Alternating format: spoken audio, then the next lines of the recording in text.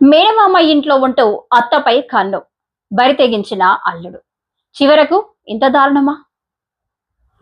విజయనగరం జిల్లాలో దారుణం చోటు చేసుకుంది. అత్తతో సంబంధం పెట్టుకున్న అల్లుడు మేనమామను దారుణంగా హత్య చేశాడు. అనంతరం పరారయ్యాడు. ఈ ఘటన స్థానికంగా కలకలం రేపుతోంది. అయితే నిందితుడిపై పాత కేసులు కూడా ఉన్నట్లు సమాచారం.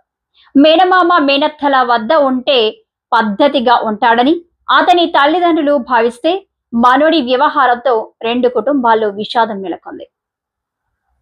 సమాజంలో రోజు రోజుకు పెడధోరణులు పెరిగిపోతున్నాయి. కొంతమంది యువతలో విపరీతమైన వైఖరులు వెలుగు చూస్తున్నాయి.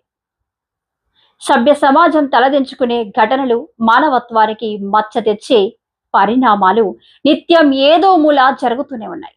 ప్రపంచం మొత్తాన్ని అరచేతిలోకి తెచ్చిన సెల్ మహిమో కలియుగపు ప్రభావమో తెలియదు, కానీ మానవ సంబంధాలను కూడా కలుషితం చేసే ఘటనలు జరుగుతున్నాయి. అలాంటి ఘటనే విజయనగరం జిల్లాలో వెలుగు చూసింది. మేనమామ మేనత్త అంటే తల్లిదండ్రుల తర్వాత అంతటి గౌరవం ఇచ్చే వ్యక్తులు. కొన్ని ఇళ్లలో తల్లిదండ్రుల కంటే మేనమామ మేనత్తల వద్దనే పిల్లలకు కాస్త చనువు ఎక్కువ ఉంటుంది. కానీ ఓ ప్రబుద్ధుడు మాత్రం ఇందుకు విరుద్ధంగా వ్యవహరించాడు. మేనత్తతో సంబంధం పెట్టుకుని మేనమామను దారుణంగా హత్య చేశాడు. ఈ ఘటన స్థానికంగా కలకలం రేపుతుంది. విజయనగరం జిల్లాలోని ఓ గ్రామానికి చెందిన ఇద్దరు దంపతులు, వారికో మేనల్లుడు. ఈ మేనల్లుడు అందరి ఇళ్లకు వెళ్లిన విధంగానే మేనమామ ఇంటికి కూడా వెళ్తుండేవాడు. అత్త మామతో మాట్లాడుతూ ఉండేవాడు. కానీ ఎలా పుట్టిందో దుర్బుద్ధి పుట్టింది. అత్తపైనే కన్నేశాడు. హార్మోన్ల ప్రభావంతో ఉబికి వచ్చిన యవ్వనపు కోరికతోనో లేదా అరచేతిలో సెల్ ఫోన్ రేకెత్తించిన కామ వాంఛతోనో అత్త మీద మనోడి కన్ను పడింది.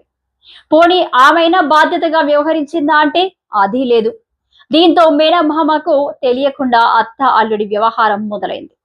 మామ ఇంటికి అల్లుడి రాకపోకలు పెరిగాయి. క్రమంగా ఈ విషయం మేనమామకి తెలిసింది. పద్ధతి మార్చుకోవాలని ఇద్దరిని హెచ్చరించాడు. అయితే ఆ అల్లుడు వినిపించుకోలేదు.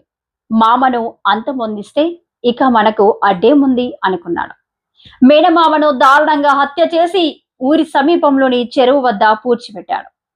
ఆ తర్వాత ఏమీ తెలియనట్లు ఇంటికి వెళ్ళిపోయాడు. అయితే రోజులు గడుస్తున్న యువకుడి మేనమామ కనిపించకపోవడంతో వారి బంధువులలో అనుమానాలు మొదలయ్యాయి. పోలీసులను ఆశ్రయించారు. కేసు నమోదు చేసి దర్యాప్తు చేపట్టారు. ఈ క్రమంలోనే కనిపించకుండా పోయిన వ్యక్తి చివరిసారిగా అల్లుడితో కలిసి కనిపించినట్లు పోలీసులు గుర్తించారు. అయితే ఈ తంతు జరుగుతున్న సమయంలోనే అల్లుడు పారిపోయాడు. పరారీలో ఉన్న నిందితుడి కోసం పోలీసులు గాలిస్తున్నారు. మరోవైపు పోలీసుల విచారణలో పలు కీలక విషయాలు వెల్లడయ్యాయి.